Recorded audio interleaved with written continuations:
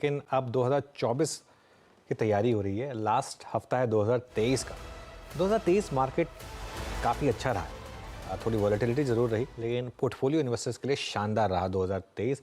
Mid और small caps ने आपके लिए बहुत पैसा बना कर दिया। ऐसा नहीं है कि निफ्टी में पैसा नहीं बना, लेकिन मिड कैप स्मॉल कैप में काफ़ी पैसा बना। तो 2024 में क्या बड़ी थीम्स रहने वाली हैं, ये समझते हैं इन्वेस्को म्यूचुअल फंड के सीईओ ताहिर बादशाह से।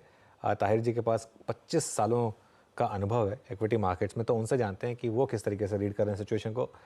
ताहिर जी, गुड मॉर्निंग। सबसे पहले तो सीजन्स ग्रीटिंग्स। बताइए, जो 2024 में जो हम एंटर कर रहे हैं, मूड एकदम पॉजिटिव, माहौल एकदम पॉजिटिव। ग्रीड एंड फियर का अगर इंडिकेटर देखें तो एकदम काफ़ी हम शायद पीक ग्रीड के पास हैं। लेकिन इस समय पोर्टफोलियो इन्वेस्टर्स को क्या करना चाहिए 2024 में जब हम एंट्री कर रहे हैं तो? नमस्कार अनुज जी, आपका भी season greetings and happy new year to everybody at CNBC Awaaz in advance. जहाँ तक मेरी अंडरस्टैंडिंग है अबाउट 2024, मुझे लगता है कि yes, conditions are absolutely favourable in many ways. Global conditions या देखिए या डोमेस्टिक कंडीशंस रीजनेबली फेवरेबल है। प्लस जैसे आपको पता है कि we are sitting at the peak of the interest rate cycle, और जो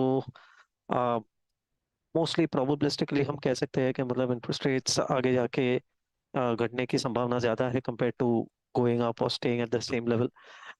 तो आई थिंक कुछ हद तक मुझे लगता है कि उसका बेनिफिट हमें 2024 से आना या मिलना शुरू हो जाएगा। लेकिन और उसके चलते हुए मुझे लगता है कि मार्केट की परफॉर्मेंस अच्छी रह सकती है in the first half of 2024। लेकिन मुझे ये भी लगता है कि शायद जो भी रिटर्न्स आने हैं 2024 के, वो शायद शायद थोड़े फ्रंट एंडेड हो। उसका मतलब ये है कि मतलब जो भी इस साल का रिटर्न, आने वाले साल का रिटर्न्स होगा, मुझे लगता है कि शायद वो पहले ही 6 महीने में आपको मिल जाए, because that will be where much of the good news will be in terms of interest rate, या तो पॉलिटिकल आउटकम्स हो या चाहे फिर ग्रोथ के आउटकम्स हो।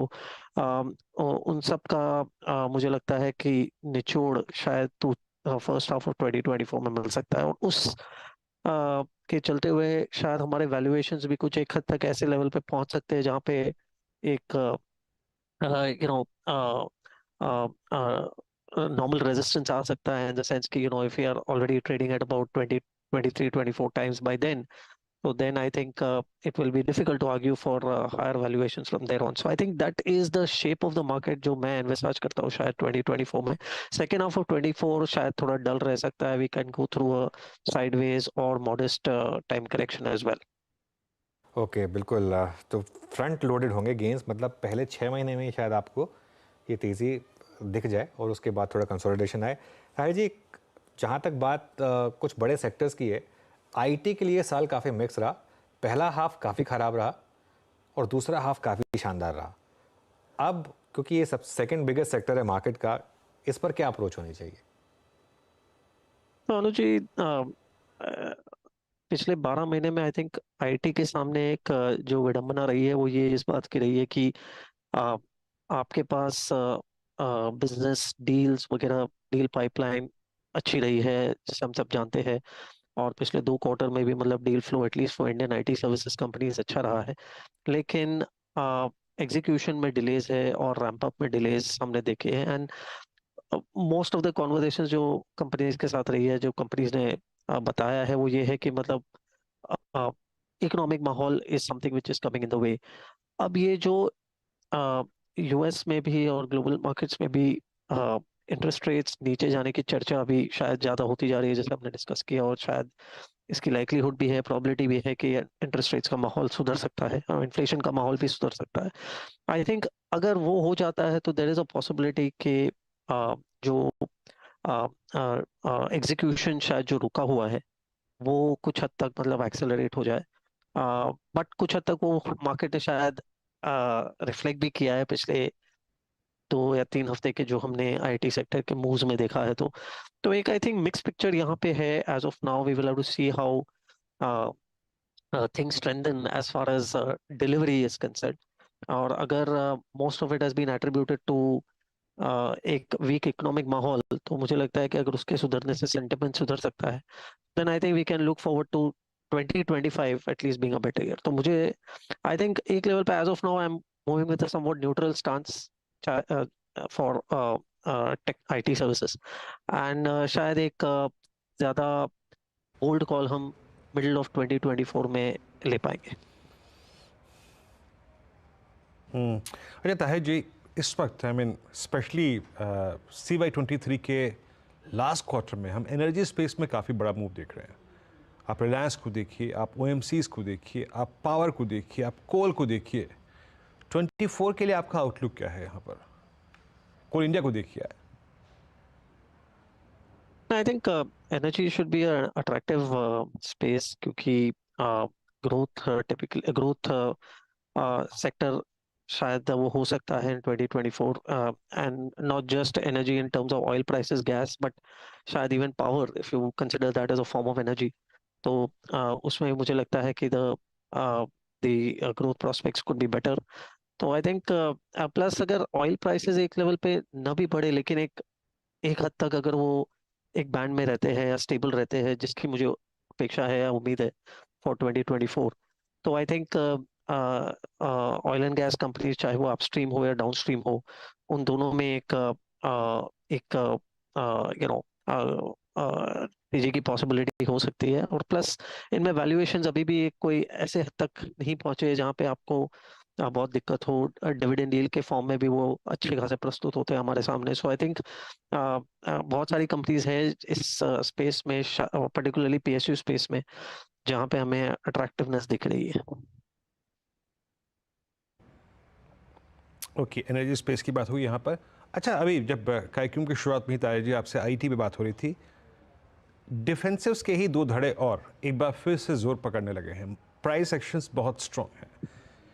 निफ्टी फार्मा और FMCG में अब मूव्स विजिबल हैं। HUL पार्टिसिपेट कर रहा है, ITC बिल्कुल फ्लैट है, बट टाटा कंज्यूमर ने लीड ली है इस बार। गोदरेज कंज्यूमर प्रोडक्ट ने लीड ली है।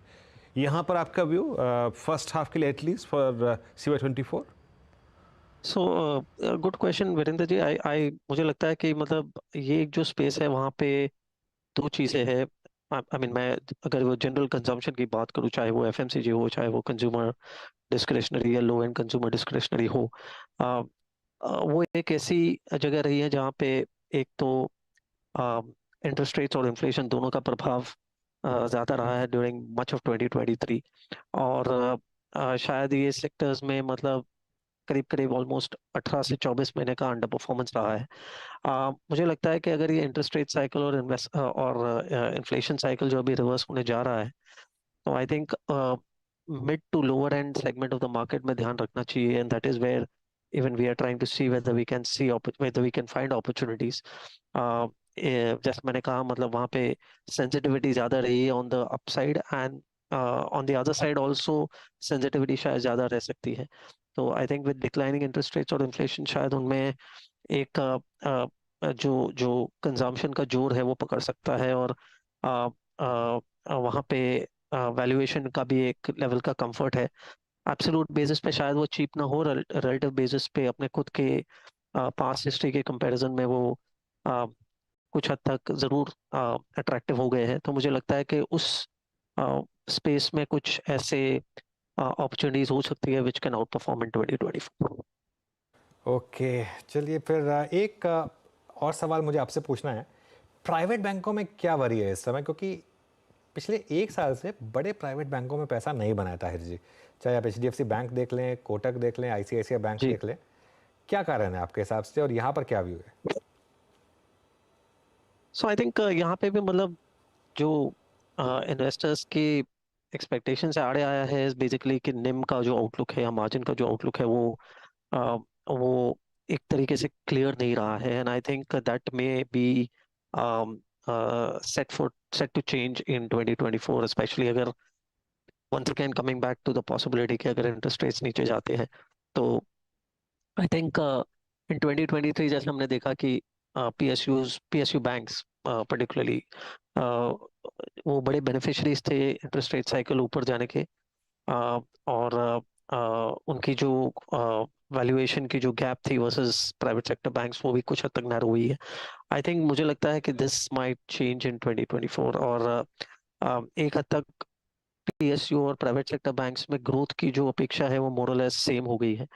बहुत ज़्यादा अंतर हमें नहीं दिखता है, स्पेशली बॉटम लाइन बेसिस पे, और वैल्यूएशन की भी गैप कुछ हद तक नैरो हो गई है। तो मुझे लगता है कि वो एक सिनेरियो ऐसा हो सकता है जहाँ पे प्राइवेट सेक्टर बैंक्स को एक नई तरीके से शायद इन्वेस्टर्स देखेंगे इन 2024। लेकिन at one level Anujay, I would say कि फाइनेंशियल सर्विसेज देखिए, अगर इन्वेस्टर्स को निवेश करना है तो मुझे लगता है कि सिर्फ बैंक्स को शायद देख के या बैंकिंग पोर्शन को देख के शायद it may not be adequate. Banking and financial services अभी एक कैनवस थोड़ा अलग होते जा रहा है, लैंडस्केप थोड़ा अलग होते जा रहा है इंडिया में, thanks to digitisation, thanks to the overall payment stack.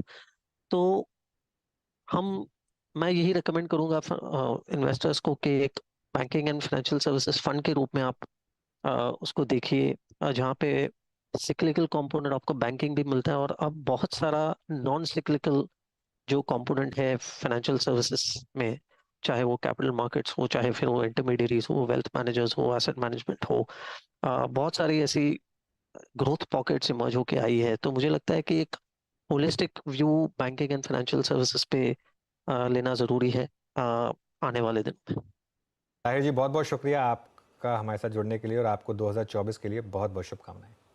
आपको भी थैंक यू वेरी मच। चलिए एक छोटा सा